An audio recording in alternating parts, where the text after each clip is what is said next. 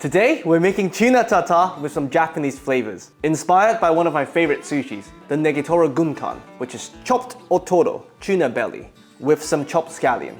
Extremely tasty. Now, because the portion is going to be slightly bigger, we'll instead use akame, the back of a yellowtail tuna instead, which actually has deeper flavors and it'll be less filling. You can do the whole thing in 5 minutes. So let's do it. First, we go from dry ingredients to wet ingredients to minimize the washing in between. So here we have some sushi nori. You can buy them from most major supermarkets nowadays.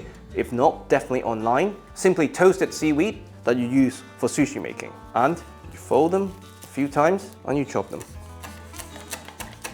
It depends on the quality of the nori you have. If they happen to be on the soggier side, just put them on top of a non-stick pan and bring some heat so that you remove some of the moisture and make them crispy again. This adds a lot of umami to the tartare and really brings out the right kind of fishiness from the tuna.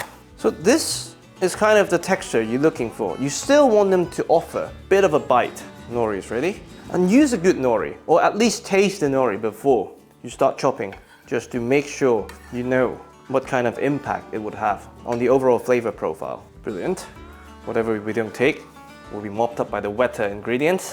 So now, the star of the show, the scallion. And for this recipe, we're mostly going to use the white part.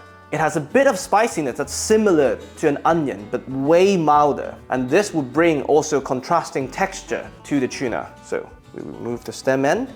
And you want this relatively fine. One way I like to do it to minimize bruising is to cut at a 45-degree angle, but I do not go through. So you do it at the pace you're comfortable with. This way you have a bit more control.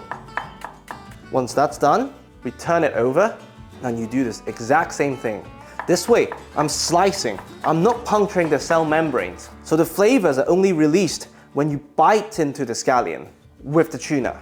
Now, once both sides have been scored, we flip it once again, and now we go through. Perfect. Now, for the green part to not go to waste, we have some ice water here, and we'll just slice them thin and use them as garnish. Top and tail. And this you want relatively thin. Ice water. Perfect. Now we grate a tiny bit of fresh wasabi. If you don't have fresh wasabi, you can use the tube, you can use the powder. Just adjust accordingly. Use a bit less than I'm using because this has a much milder flavor. Cassie's Panda. Now we have the tuna. And for one portion, we'll take this much. The only thing you need to do is make sure you cut against the muscle fiber once. Beautiful. For me, I like tartare to have a bit of a bite still. I don't like tuna puree. So this kind of texture is perfect for me. Now, we can mix, and whatever nori we didn't take with us will now come with us to the bowl. Now, very simple. Give it a mix. Oh, you can smell the nori, it's incredible. Now, we adjust the seasoning. Most sushi nori is not salted, but taste to make sure you're not making this thing too salty. Now, soy sauce, you can use sushi soy, you can use light soy.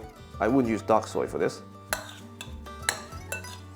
Now, two things that go really well with tuna in my opinion. One is toasted sesame oil. If you've been following me for a while, you would know I always add it from a small plate just to demonstrate how little I'm adding. They're extremely overpowering. So, literally just a couple of drops and that's it. Okay, that was 3 drops. Another optional ingredient, Japanese 7 spice, shichimi togarashi. If you don't have shichimi, add a few drops of Tabasco. That works really well as well. But taste.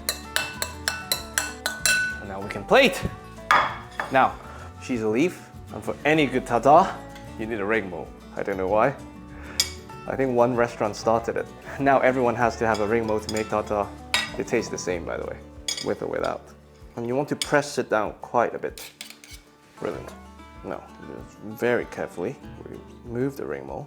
And as promised, we have a very beautifully curled up scallion. And that's it. All the wonderful flavors from one of my favorite sushis, Negitoro. This is tuna tartare with toasted seaweed and scallion. I really hope you enjoy. Beautiful.